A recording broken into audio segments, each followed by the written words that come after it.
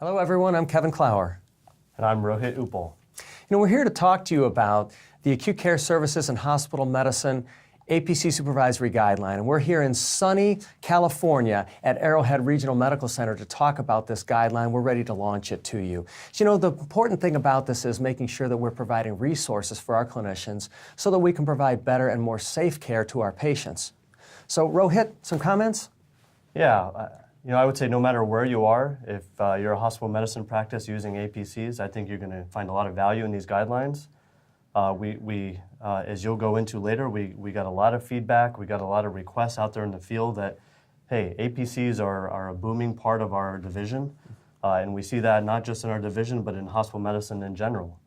And how do we work with them? How do we develop that teamwork?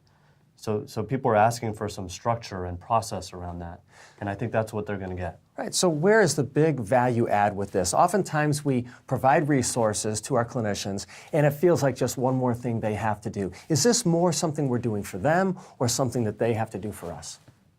So an important point here is this is something they're asking for. I hear this from leaders, I hear this from APCs, I hear this from operational people. What is Team Health doing to help us incorporate APCs into our teams? And so I really think this is a value that we're giving them. Sounds great. So as we roll this out, do you anticipate this being very different from one place to another and having multiple siloed approaches, or overall, do we want people to do it in a similar fashion? So I'm going to go with the latter in general. I think we really want to create as much standardization as we can around this, but we all know there are some nuances and differences from state to state, from hospital to hospital. So people are going to take these guidelines. I think they're all going to use them in a similar way, but unique to their setting. Sounds good. So then why don't we go to the Midwest? Let's go to Good Samaritan in Kentucky. Is it going to look any different there, Rohit? Or is it going to be pretty much the same? It's pretty much the same. What's interesting at Good Samaritan is one of our national leaders, Rob Borton, works right here in this hospital, and he's played a huge role in developing these guidelines, but we've gotten feedback from all across the country. And I think this is going to be really effective because what people are looking at are the things that are most important to Team Health, which is how do we deliver high quality care to our patients? How do we make sure we're supporting our clinicians, our physicians, and our APCs so that we give them the best work life that they can have? And ultimately, how are we serving our partner hospitals and meeting their needs? Absolutely. And you mentioned Rob, and we have a debt of gratitude to pay him, as well as Chris Johns and Mary Haven Merkel. They were the work group that really looked at the guideline and decided how to build this up from the ground up as content experts. And what we also did from a process standpoint, and I know you know this, but I want to tell everybody else, is we went through multiple stakeholder groups, including the APC Council, the executive leadership in the organization. The legal department had 2 reviews. We even did a stakeholder review with all of the leaders, including FMDs, RMDs, and additional group presidents. I mean, everybody we could think of that would have input that might be valuable and should be included in this process. Matter of fact, we did an open comment period, not like CMS and the federal government, but very similar to the concept that we want to get all of the input that we can and make sure that those who are going to be using this guideline have an opportunity to provide their input. We got a significant amount of input, and we were able to incorporate 86% of the changes that people suggested. And so we feel that this isn't our guideline, this is your guideline, and we worked on it together collaboratively.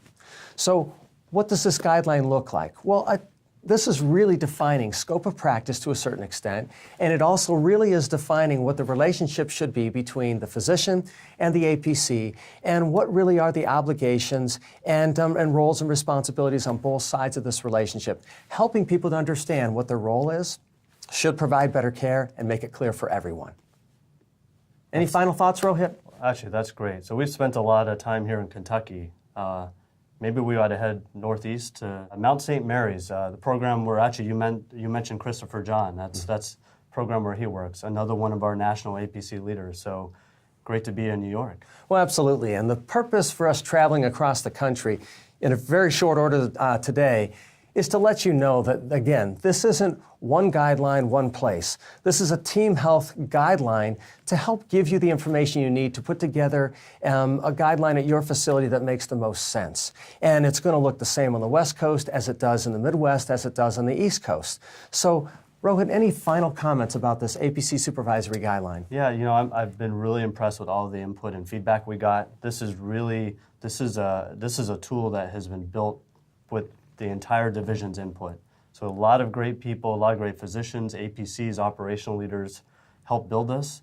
I think it's going to be valuable to our teams, and I'm looking forward to getting feedback as we roll this out. Well, sounds great. And as we get your feedback, we can certainly make adjustments as needed. But what I'm excited about is providing resources for you to make your practice a little bit easier and a little more perfect tomorrow than it was yesterday. And I'm glad that we can do this collaboratively. Thank you, Rohit. It's been great. Thanks, Kevin. You're welcome.